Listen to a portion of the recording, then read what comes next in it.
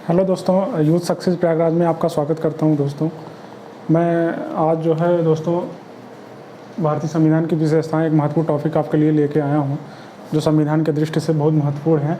और इसमें हम समझेंगे कि भारतीय संविधान की क्या क्या विशेषताएं हैं और उन विशेषताओं को एक सिरे से नए सिरे से देखेंगे एक एक क्रम में, और उसको समझेंगे कि क्या क्या शब्द की महत्वपूर्ण शब्दावलियाँ हैं और इनका मतलब क्या होता है, और कौन से चीज़ जो है, कौन से व्यवस्था जो है किस संविधान से लिए गए हैं। तो दोस्तों आइए देखते हैं। सबसे पहले जानते हैं कि भारतीय संविधान की मुख्य जो विशेषताएं हैं। भारतीय संविधान बेसिकली जो दोस्तों हैं, भारत शासन अधिनियम आपने पढ़ा होगा 1935 का, उस पर सबसे ज़्यादा भारतीय संविधान का ये प्रभाव पड़ा है, जो विशेषताओं में सबसे महत्वपूर्ण है। तो हालांकि ये तत्व और मूल भावना की दृष्टि से तो अद्वितीय है ही है, यानी कि यूनिक है भारतीय संविधान। कहने का मतलब ये है, भारतीय संविधान जो है विभिन्न संविधानों को छानने के बाद, मतलब भीमराव अम्बेडकर का एक कथन है कि भारतीय संविधान जो है विभिन्न देशों के संविधानों को छानने के बाद जो है भारतीय संविधान का निर्माण हुआ है। तो कहने का मतलब यही है कि विभिन्न संविधानों से जो है कुछ न कुछ लिया गया है, भारतीय संविधान में शामिल किया गया है, और विभिन्न संशोधनों के माध्यम से भी जोड़ा गया है। जैसे आप देखेंगे 7वें संविधान संशोधन, 42वां संविधान संशोधन और 44वां संविधान संशोधन जब आप पढ़ेंगे तो उसमें कुछ कुछ नए सिरे से जोड़े गए, जैसे 73वां 74वां संविधान संशोधन। ऐसे ऐसे विभिन्न संशोधनों के माध्यम से भारतीय संविधान में आवश्यकता के अनुसार भी जोड़ा गया है। तो जो भारतीय संविधान है वो अद्वितीय है, यानी कि वो यूनिक है, और उसमें जो है विभिन्न संविधानों को अवलोकन करने के बाद जो है भारतीय संविधान का निर्माण किया गया है, और जो विभिन्न देश हैं उनके संविधान में कुछ न कुछ लिया गया है।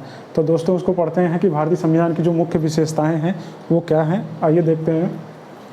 इसमें सबसे पहले पॉइंट जो है, सबसे लंबा व लिखित संविधान। तो जो भारतीय संविधान है उसका एक पहली विशेषता है सबसे लंबा और लिखित संविधान।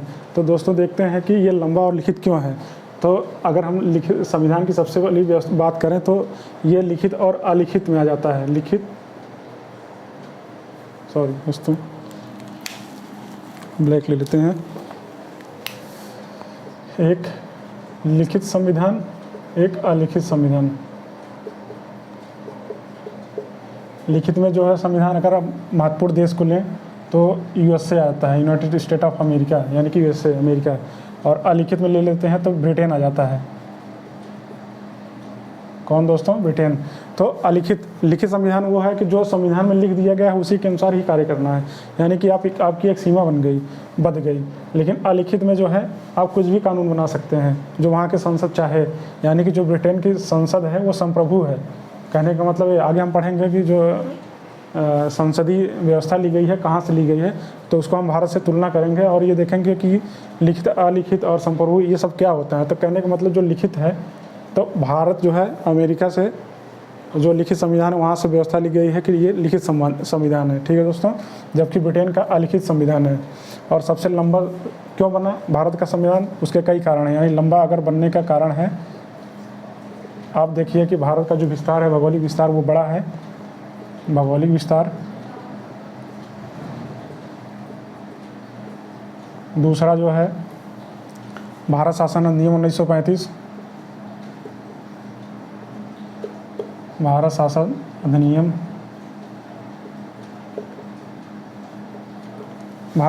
1935 के महत्वपूर्ण आर्टिकलों को लिया गया है। और तीसरा जो है, अगर ये जम्मू कश्मीर संविधान का छोड़कर देखें तो पूरे भारतीय राज्य को शामिल किया गया है। लेकिन इस समय जो है वहाँ की संविधान सभा को हटा दिया गया है, संविधान को हटा दिया गया है, अब एकल हो गया है, ठीक है दोस्तों। तो कहने का मतलब इसके कई कारण हैं, ठीक है, लंबा होने के, ठीक है दोस्तों।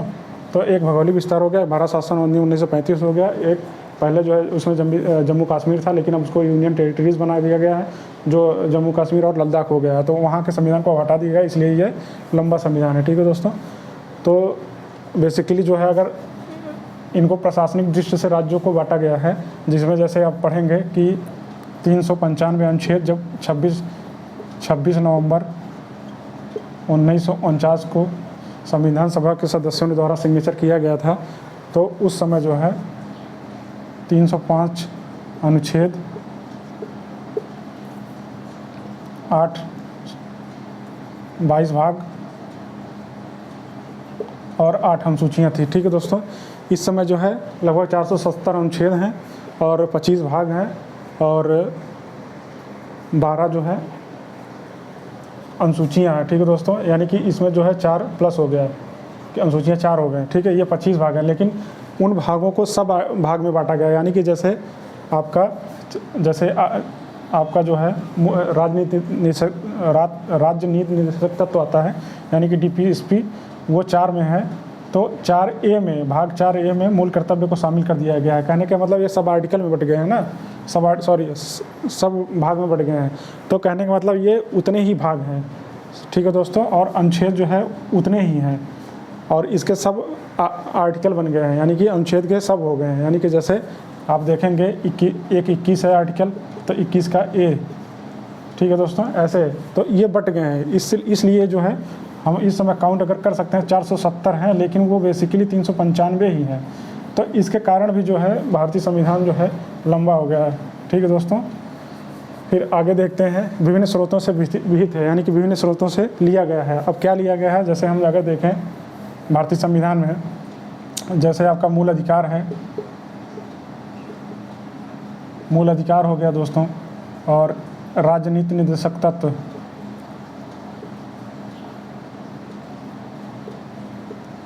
इसका हम एक अलग से क्लास लेंगे कि कौन से संविधान से भारतीय संविधान में शामिल किया गया है। ठीक है दोस्तों, जैसे ये USA से लिया गया है, मूल अधिकार USA से संबंधित है और ये आयरलैंड से संबंधित है। कहने का मतलब जो है विभिन्न स्रोतों से ये हम विभिन्न जो है चीज़ें लिए हैं, तो इसलिए ये विभिन्न स्रोतों से भी विहित है। ठीक है दोस्तों, फिर आगे देखते हैं आगे क्या विभिन्न स्रोतों से लिया गया है।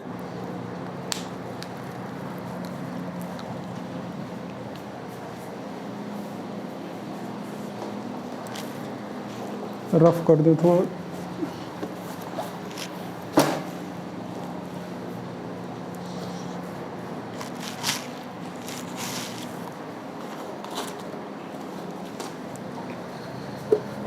आगे देखते हैं नम्यता और अनम्यता का समन्वय।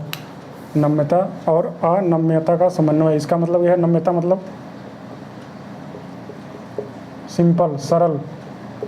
ठीक है दोस्तों, नम्यता का मतलब, अनम्यता का मतलब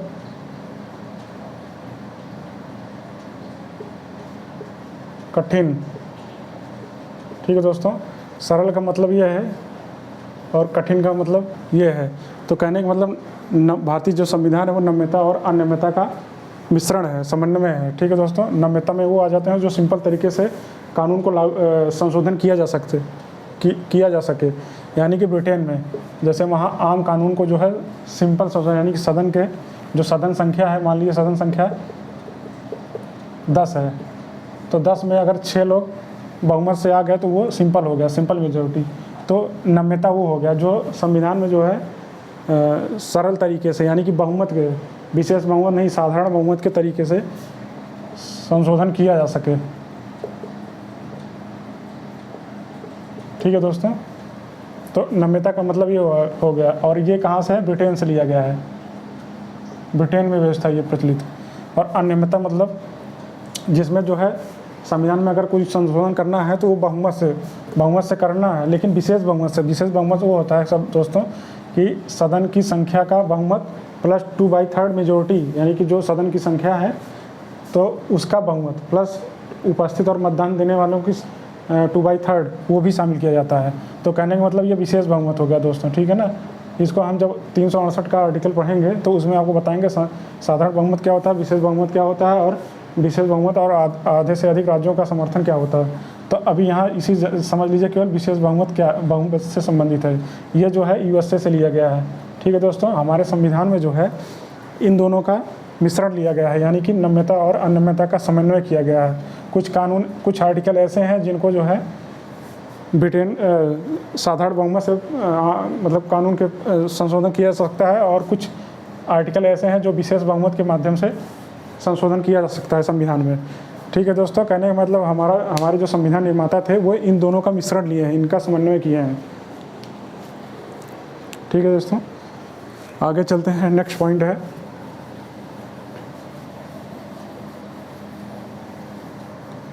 संघीय व्यवस्था के साथ एकात्मक।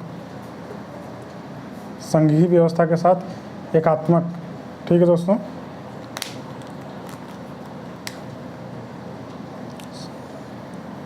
अब संघीय व्यवस्था के लक्षण क्या हैं, क्या क्या जान लेते हैं।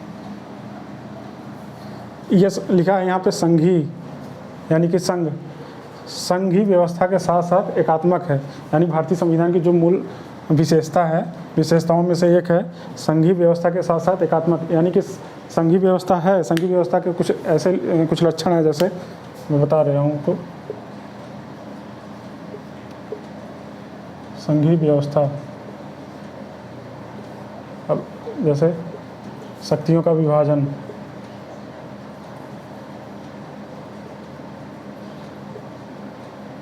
सॉरी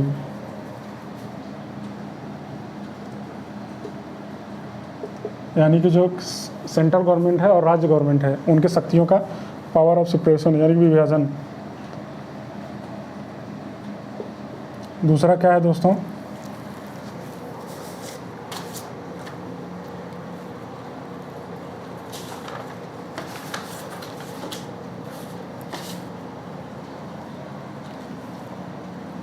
लिखित संविधान।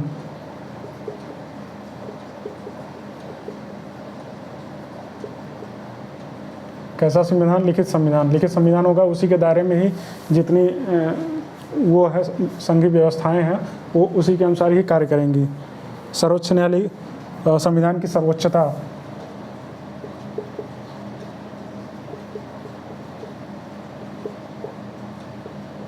कहने का मतलब संविधान ही सर्वोच्च है, उसके नीचे ही सब है, ठीक है दोस्तों। संविधान की सर्वोच्चता, स्वतंत्र न्यायपालिका, जो हम न्यायपालिका हमारे यहाँ है स्वतंत्र है,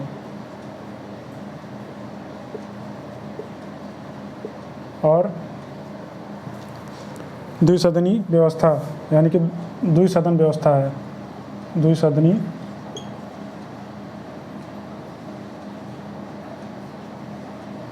कहने का मतलब दोस्तों जो संघीय व्यवस्था के लक्षण हैं, ये कुछ लक्षण हैं जो मैं आपको दिखा रहा हूँ।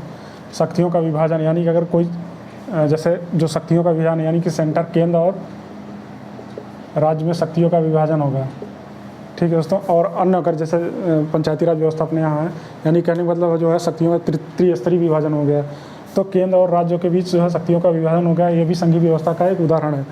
लिखित संविधान, संविधान लिखित है, इसका मतलब उस जो संविधान लिखित है उसी के दायरे में ही रहकर कानूनों को लागू किया जा सकता है, यानी कि संविधान ही सबसे सर्वोच्च है। यहाँ देखिए संविधान की सर्वोच्चता यानी कि संविधान ही सबसे ऊपर है, ठीक है दोस्तों।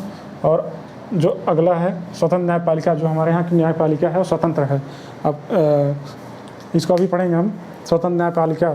फिर द्विसदनी व्यवस्था, यानी कि जो केंद्र और राज्य में है, हालांकि केंद्र का हम देखें संसद में तो एक राज्यसभा है, ठीक है दोस्तों, राज्यसभा, एक लोकसभा है, यानी कि द्विसदनी व्यवस्था है, द्विसदन है। तो ये संघीय व्यवस्था के कुछ लक्षण हो गए। अब इसके बाद जो है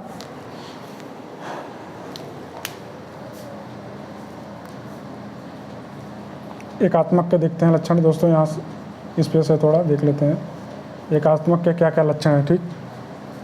सशक्त केंद्र, यानी जो केंद्र है वो सशक्त है, यानी कि उससे शक्तियाँ जो हैं ज़्यादा दी गई हैं।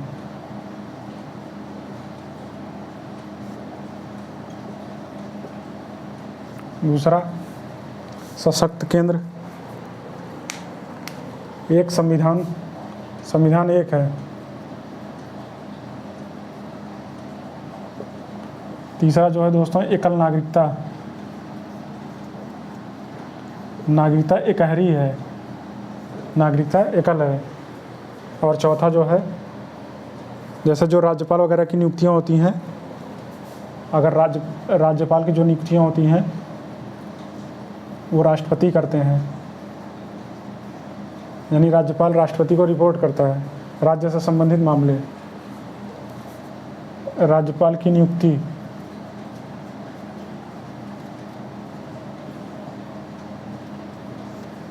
और चौथा पॉइंट दोस्तों, पांचवा पॉइंट है आपातकालीन शक्तियाँ यानी कि इमरजेंसी जो पावर हैं,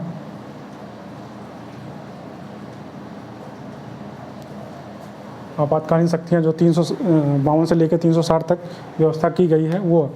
तो कहने का मतलब जो संघीय व्यवस्था है, अब इन सब के होने के बावजूद, ठीक है दोस्तों, संघीय व्यवस्था होने के बावजूद एकात्मक के लक्षण कुछ हमारे संविधान में किए गए हैं, जिनका जैसे सशक्त केंद्र एक मजबूत है, ठीक, एक संविधान है, संविधान एक ही है जो संसद बना सकता है, ठीक, एकल नागरिकता की एकल व्यवस्था की गई है, और राज्यपाल की नियुक्ति और आपातकालीन शक्तियाँ, यह एकात्मक के लक्षण है। इसीलिए कहा गया है कि संविधान जो संघीय व्यवस्था है वो संघीय के साथ साथ यानी संघ के साथ साथ एकात्मक है, यानी कुछ विशिष्ट मामलों में वो एकात्मक है। ठीक है दोस्तों, अगला पॉइंट देखते हैं, सरकार का संसदीय स्वरूप। इसको दोस्तों कभी कभी ऑप्शन में आ जाता है कि भारतीय संविधान की कौन सी विशेषता नहीं है, तो इसको थोड़ा सा समझे रहेंगे तो आप लॉजिक लगा सकते हैं।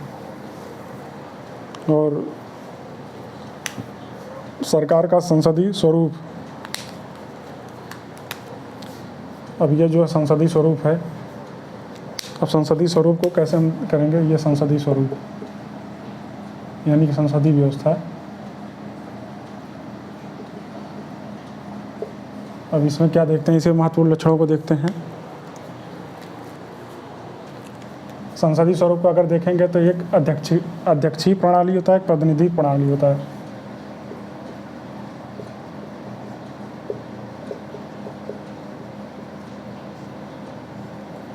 यानी कि इसमें जो है यूएसए आ जाता है, यहाँ पे राष्ट्रपति ही सब कुछ होता है, और जो भारत संविधान में लिया गया है वो ब्रिटेन के काफ़ी करीब है।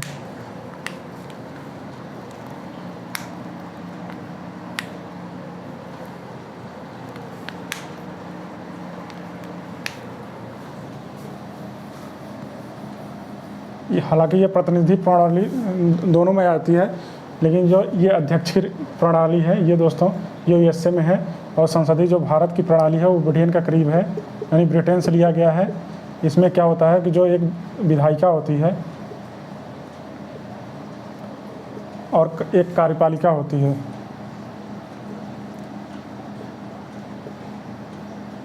अब विधायिका कार्यपालिका क्या है, जो विधि से संबंधित विधायिका यानी जो विधि बनाए वो विधायिका है, और जो कार्यपालिका जो इन विधियों को लागू करे वो कार्यपालिका है।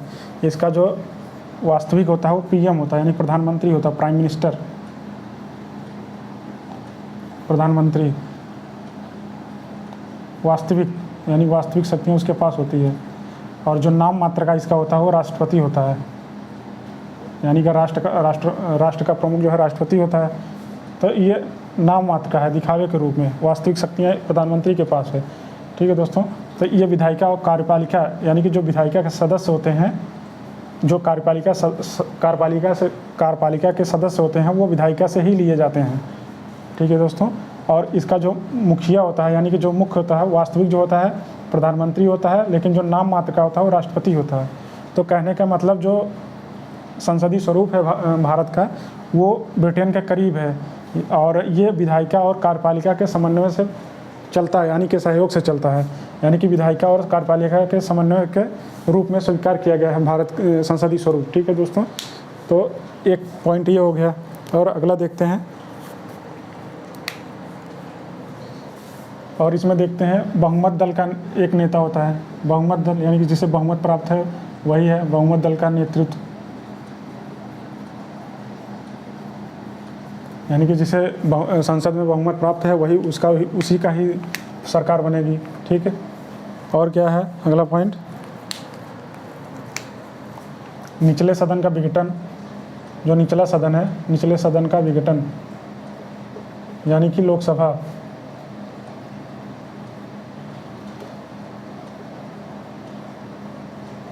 ठीक है दोस्तों, इतने संसदीय स्वरूप का मतलब यही है कि जो है विधायिका और कार्यपालिका का समन्वय किया गया हमारे यहाँ।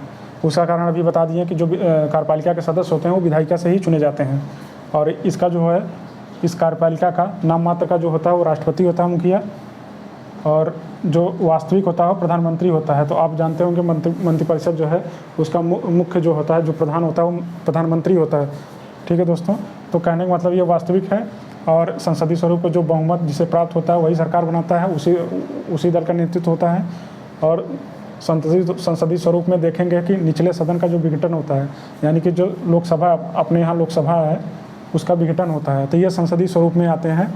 और अगर अंतर की बात करें तो जो वहाँ पे संसद है, ब्रिटेन की संसद है, वो संप्रभु है, मतलब वो कोई कानून बना सकती है, ठीक है दोस्तों। लेकिन अपने यहाँ संसद संप्रभु नहीं है, अपने यहाँ जो है संसद की और न्यायपालिका की समन्वय किया गया है, ठीक है दोस्तों। यानी कि जो संसद कानून बनाएगी और सर्वोच्च न्यायालय उसका संवैधानिक वो करेगा, जुडिशियल रिव्यू जिसे कहते हैं, ठीक है दोस्तों, न्यायिक पुनरावलोकन करेगा, उसके समन्वय पे संबंधित है। तो जो जुडिशियल रिव्यू है वो अमेरिका से लिया गया है, और जो संसदीय स्वरूप है यानी कि जो संसदीय ये वाला है ये ब्रिटेन से लिया गया, ठीक है दोस्तों।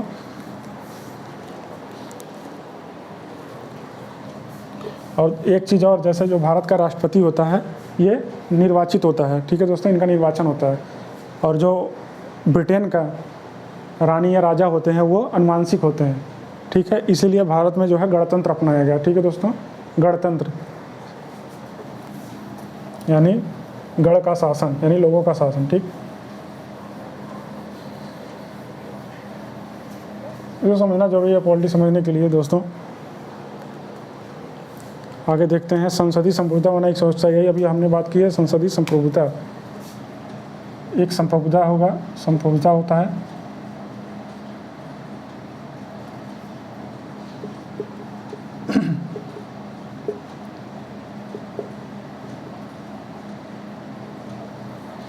न्यायिक सर्वोच्चता। अगला पॉइंट ये है, अब ये जो संसदीय संप्रभु है ये जो है ब्रिटेन से लिया गया है, ब्रिटेन में प्रचलित है, यानी ब्रिटेन के संविधान में ये संबंधित है। कहने का मतलब जो हमारे संविधान निर्माता थे वो किसी भी संविधान का पूरा अंधा अनुकरण नहीं किए हैं, यानी कि पूरी तरह से वही नहीं लिए हैं, उनको लिए हैं वही व्यवस्था, लेकिन उसमें कुछ थोड़ा बहुत संशोधन भारत के ज़रूरतों के अनुसार, आवश्यकता के अनुसार उसका अनुरूप जो है अंगीकृत किए हैं, ठीक है दोस्तों। तो संसदीय संप्रभुता ये ब्रिटेन में प्रचलित है। और न्यायिक सर्वोच्च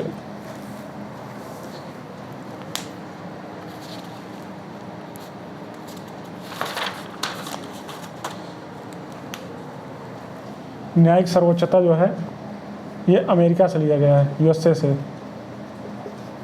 ठीक है दोस्तों। तो कहने का मतलब जो ब्रिटेन की संसद है वो संप्रभु है और न्यायिक सर्वोच्चता जो है यूएसए से संबंधित है। तो भारत जो है इन दोनों का समन्वय लिया है, यानी कि इस यहाँ पे जो है, और यहाँ पे विधि द्वारा स्थापित प्रक्रिया, इसको हम बाद में पढ़ेंगे, विधि द्वारा स्थापित प्रक्रिया, और ये विधि की नियत प्रक्रिया है, नियत।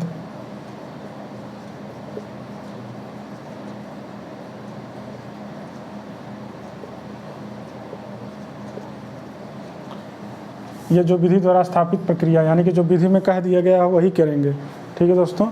ये भारत में लिया गया है और ये भी विधि द्वारा नियत प्रक्रिया या यूएसए से संबंधित है, यानी इसमें प्राकृतिक रूप से जो ज़रूरत है उसको भी शामिल किया जाता है, ठीक है दोस्तों। अब आगे बढ़ते हैं।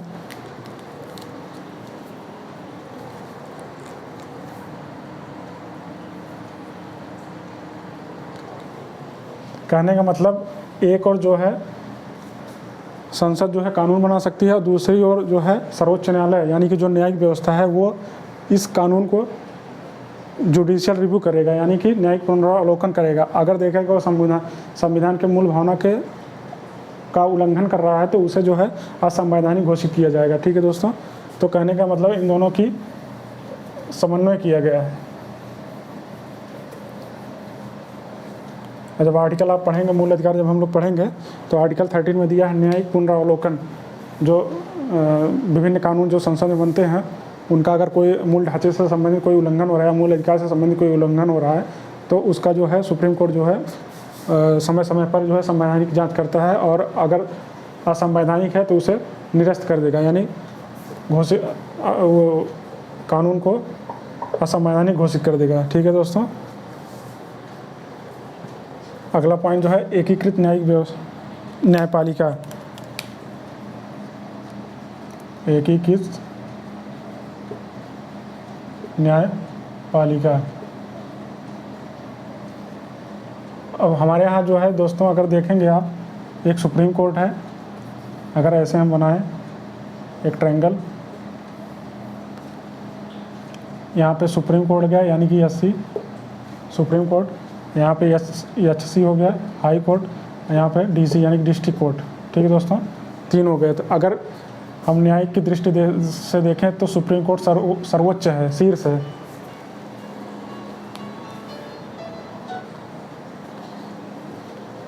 सॉरी दोस्तों, अलार्म लगा था, उसकी वजह से थोड़ा डिस्टर्बेंस हो गई। तो ये सुप्रीम कोर्ट जो है सर्वोच्च है, और उसके जो नीचे होते हैं हाई कोर्ट होते हैं, और उसके नीचे जो है डिस्ट्रिक्ट कोर्ट होते हैं। तो कहने का मतलब जो हमारे संविधान में हो, न्यायिक एकीकृत न्यायपालिका की व्यवस्था की गई, न्याय की व्यवस्था की गई। ठीक है दोस्तों, यानी कि अगर कोई मामला डिस्ट्रिक्ट कोर्ट में जा रहा है, डिस्ट्रिक्ट कोर्ट से फिर हाई कोर्ट में जाता है, हाई कोर्ट से मामला सुप्रीम कोर्ट जाता है, यानी कि सर्वोच्च डिसीजन यही देगा सुप्रीम कोर्ट। जबकि अमेरिका में आप देखेंगे, यूएसए में, ये यूएसए है, इसके कई राज्य हैं। ठीक, जैसे भारत में भी कई राज्य हैं, वैसे इसके भी कई स्टेट हैं। तो यूएसए का जो संघ है, यूएसए के लिए तो संघीय न्यायपालिका की व्यवस्था तो की गई है, साथ साथ राज्य के लिए भी जो है व्यवस्था, अपने अपने राज्य के लिए भी न्यायालय की व्यवस्था की गई। ठीक है दोस्तों, तो यह राज्य से संबंधित जो है न्यायालय है, वो राज्य से संबंधित न्याय की व्यवस्था करता है। और जो ये संघ वाला है, संघ से संबंधित मामलों को वो डिसीजन देता है। लेकिन जो भारत में है वो एकीकृत न्यायपालिका की व्यवस्था की गई। ठीक है दोस्तों, तो कहने का मतलब सबसे ऊपर सुप्रीम कोर्ट है, उसके नीचे हाई कोर्ट बटे हैं, अपने अपने राज्यों के मामले देखते हैं, और उसके बाद जो है डिस्ट्रिक्ट कोर्ट। ठीक है दोस्तों, आके देखते हैं मूल अधिकार। मूल अधिकार आप अलग से हम लोग टॉपिक पढ़ेंगे, लेकिन थोड़ा सा परिचय के लिए दिखा देते हैं। मूल अधिकार जो है बेसिकली जो है एक प्रकार का दर्शन है, और राजनीतिक लोकतंत्र की व्यवस्था को बढ़ाने के लिए किया गया है। मूल अधिकार, इसको हम अलग से पढ़ेंगे, अभी थोड़ा सा परिचय करवा दे रहे हैं मूल अधिकार।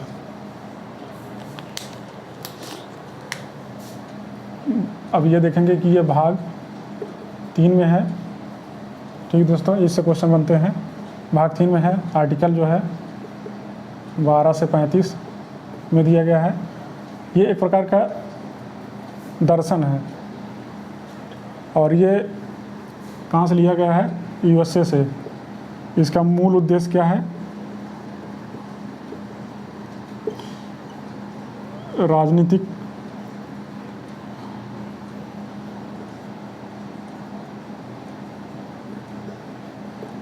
लोकतंत्र की स्थापना करना है। ये एक प्रकार से सरकार के मनमाने कानून अगर कोई लागू हो रहा है और लोगों का मूल अधिकार का उल्लंघन हो रहा है, तो उससे संबंधित है। यानी कि सरकार के मनमाने कानून के वो निरोधक का काम करता है, यानी कि राजनीतिक लोकतंत्र की स्थापना कर रहा है। ठीक है दोस्तों,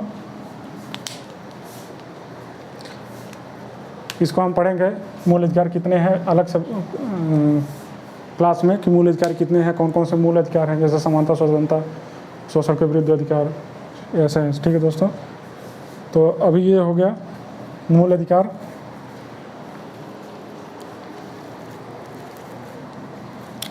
बेसिकली इसका काम का है कि जो विधायिका है, कार्यपालिका है, उसके मनमाने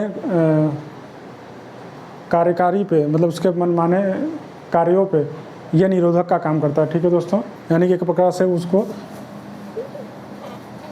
क्या करता है, एक प्रकार से उसे अपने मनमाने कार्यों के लिए रोकता है। यानी कि किसी का अगर मूल अधिकार का उल्लंघन हो रहा है तो आर्टिकल 32 के तहत वो सर्वोच्च न्यायालय जा सकता है। ठीक है दोस्तों, और दूसरी तरफ देखते हैं मूल कर्तव्य। मूल कर्तव्य भी हम लोग अलग से पढ़ेंगे। मूल कर्तव्य भी पढ़ेंगे, ये 42वां संविधान संशोधन के तहत शामिल किया गया था 1976 में, अलग से पढ़ेंगे इसको। 42वां संविधान संशोधन 1976 के तहत शामिल किया गया, स्वर्ण सिंह समिति के सिफारिश पर। और तीसरा जो है ये भी क्या करता है, ये नागरिकों के कुछ कर्तव्य हैं, नागरिक जो हैं कर्तव्य हैं, यानी भारतीय नागरिकों के कुछ कर्तव्य क्या हैं वो मूल कर्तव्य में दिए गए हैं। ठीक है दोस्तों, ये टोटली 11 हैं और इसको हम अलग टॉपिक में पढ़ेंगे। ठीक है दोस्तों, अब आगे देखते हैं और क्या है।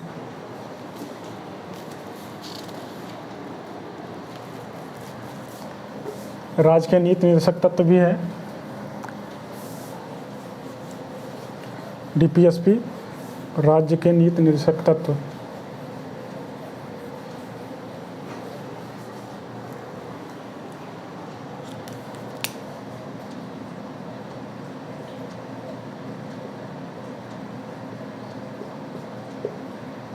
नीति निर्देशक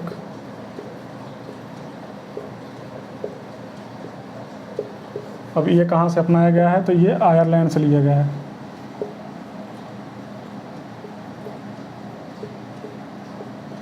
किस भाग में है, भाग 4 में है।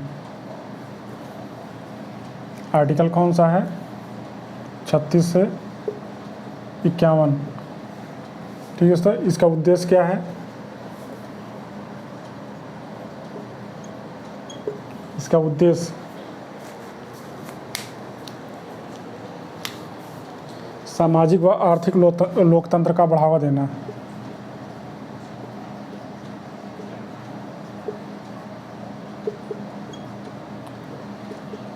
इसको भी हम अलग से पढ़ेंगे, इसका जितने भी नीति निर्देशक तत्व के आर्टिकल हैं उसको हम पढ़ेंगे। सामाजिक मतलब जो सामाजिक रूप से कमज़ोर है और जो जिनको सहायता की ज़रूरत है, यानी कि ये जो उद्देश्य है ये राज्य के हैं। राज्य नीति निर्देशक को इसलिए कहा गया है कि ये जो राज्य जब नीतियाँ बनाएगा तो इन पे ध्यान देगा कि जो समाज के कमज़ोर वर्ग हैं, वंचित वर्ग हैं, उनके लिए क्या क्या व्यवस्थाएं की जानी चाहिए। इसीलिए कहा गया है कि ये समाज और विभिन्न अवसर उन्हें दिए जाने चाहिए, आर्थिक रूप से उन्हें मजबूत किया जाए, जो निःशक्त हैं, कमज़ोर वर्ग हैं, वंचित वर्ग हैं, और ये सब है। तो कहने का मतलब सामाजिक व आर्थिक लोकतंत्र को बढ़ावा देना नीति निर्देशक तत्व के उद्देश्य हैं। और कल्याणकारी राज्य की स्थापना करना,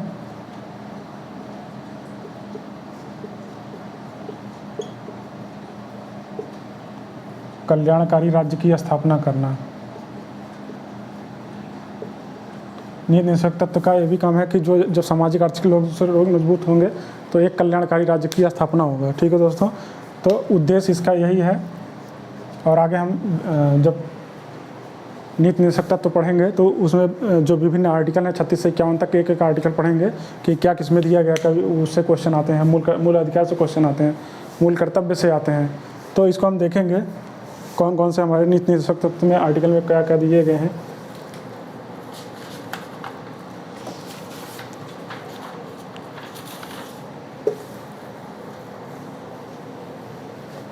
आगे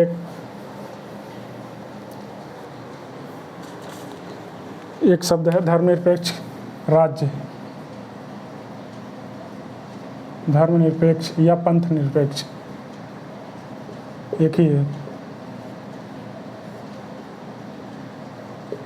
हालांकि भारतीय संविधान में जो दोस्तों धर्मनिरपेक्ष शब्द बाद में जुड़ा है, लेकिन इसके लक्षण जो है पहले से ही संविधान निर्माताओं ने शामिल किया गया है। जब हम आर्टिकल पढ़ेंगे, मूल अधिकार के आर्टिकल पढ़ेंगे 14, 15, 16, ठीक है दोस्तों, तो इसमें सभी में जो है धर्म के आधार पर विभेद किया गया है। और अन्य आधार भी हैं, लेकिन मेन इसमें धर्म के आधार पर अगर किसी भी प्रकार का भेदभाव हो रहा है तो उसे निषेध किया गया है। ठीक है दोस्तों, फिर एक आर्टिकल है जो 25 से 28 से बात करता है, 25 से 28 यानी कि धार्मिक स्वतंत्रता की बात करता है, उसमें भी इसकी व्यवस्था की गई है।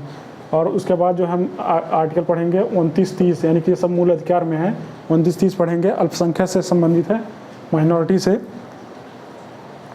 तो कहने का मतलब उसमें भी जो है धर्म से संबंधित अगर कोई भेदभाव हो रहा है तो उसमें भी निषेध की व्यवस्था की गई है। ठीक है दोस्तों, तो कहने का मतलब भारत जो है धर्मनिरपेक्ष के लक्षण भारतीय संविधान में पहले से ही मौजूद थे, लेकिन इसे जो है धर्मनिरपेक्ष प्रस्ताव ने प्रस्तावना में शामिल नहीं किया गया था इस शब्द को, उसे 42वां संविधान संशोधन 1976 के तहत जोड़ा गया है। दोस्तों, मैं पिछले वीडियो में क्लास में प्रस्तावना पढ़ाया हूँ, उसमें ये शब्द आया था, है उसमें है, तो इसके थोड़ा सा वहाँ पे वर्णन किए हैं, तो वहाँ आप देख सकते हैं। और इससे क्वेश्चन बहुत बार पूछे गए हैं कि किस संविधान संशोधन के तहत जोड़ा गया है।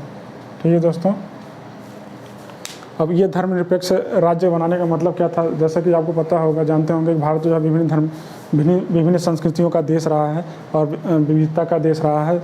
तो इसके वजह से जो है भारतीय संविधान निर्माताओं ने सोचा कि कोई ऐसी व्यवस्था की जाए जिसका जो है भारत का कोई राज्य ना हो, यानी कि भारत का कोई धर्म ना हो। यानी कि कहने का मतलब जो है भारत जो राज्य है, यानी जो भारत है, भारत का न तो कोई धर्म है, भारत का कोई धर्म नहीं है। दूसरा जो है भारत का एक सकारात्मक धर्म के मामले में सकारात्मक है, यानी कि सभी धर्मों को समान भाव से समर्थन करेगा या आदर करेगा, ठीक है, सम्मान देगा।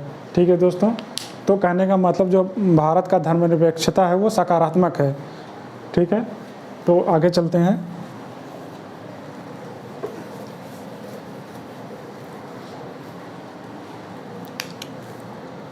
एकल नागरिकता की व्यवस्था की गई है।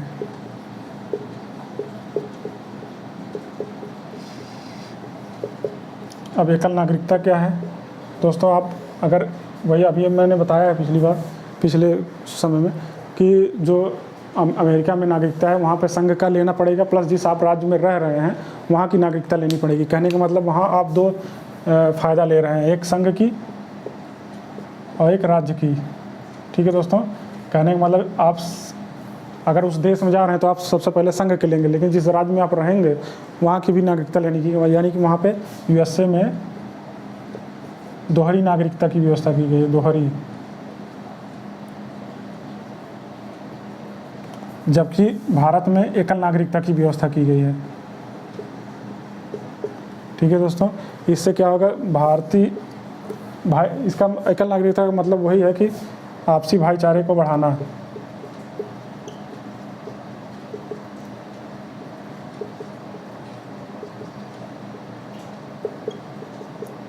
ठीक है दोस्तों, यानी कि भारत में अलग अलग राज्यों के लिए कोई नागरिकता नहीं लेनी पड़ेगी, केवल आप भारत की ही नागरिकता लेंगे तो कहीं भी आप रह सकते हैं, कहीं के भी आप निवासी हैं। ठीक है दोस्तों,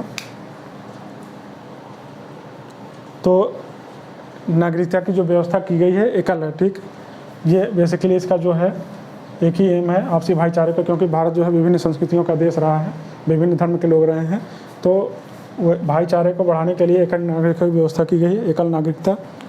और अगला पॉइंट जो है दोस्तों, स्वतंत्र निकाय। भारतीय संविधान में कुछ स्वतंत्र निकाय की व्यवस्था की गई है।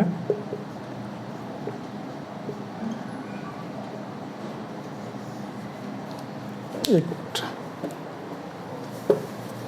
स्वतंत्र निकाय जैसे निर्वाचन आयोग, राज्य लोक सेवा आयोग, संघ लोक सेवा आयोग, और सबसे महत्वपूर्ण एक है जो आप जानते होंगे, महालेखा परीक्षक।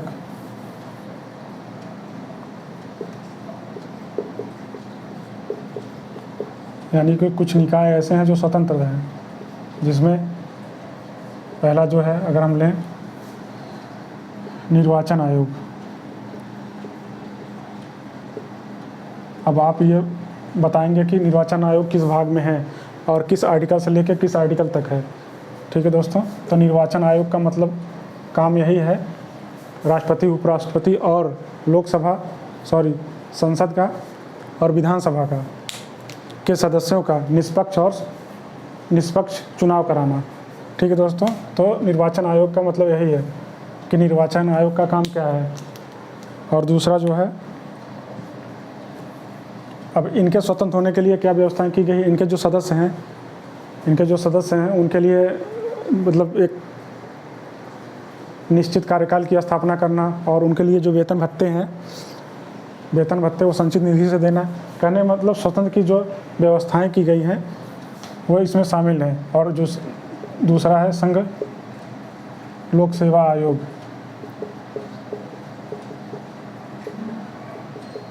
ठीक है दोस्तों, तीसरा जो है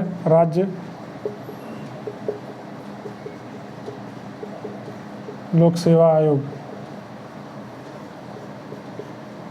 चौथा जो है कैग, कैग नाम सुने होंगे, नियंत्रक महालेखा परीक्षा।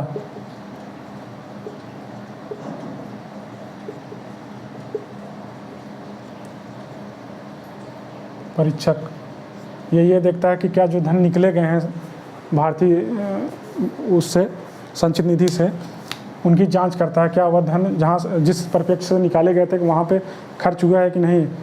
ठीक है दोस्तों, बेसिकली ये एक वित्त का संरक्षक है। ठीक है, ये नियंत्रक महालेखा परीक्षक, इसे क्या। ठीक है दोस्तों, तो ये स्वतंत्र निकाय की व्यवस्था की गई है कुछ।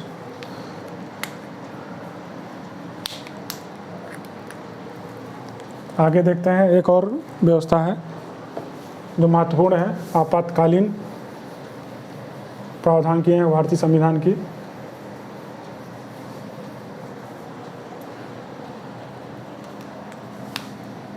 आपातकालीन, इसको हम अलग से टॉपिक पढ़ेंगे, लेकिन अभी विशेषताएं पढ़ रहे हैं तो जानना जरूरी है।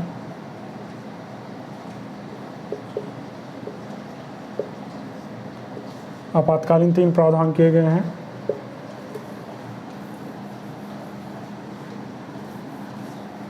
राष्ट्रीय आपात, राष्ट्रपति शासन,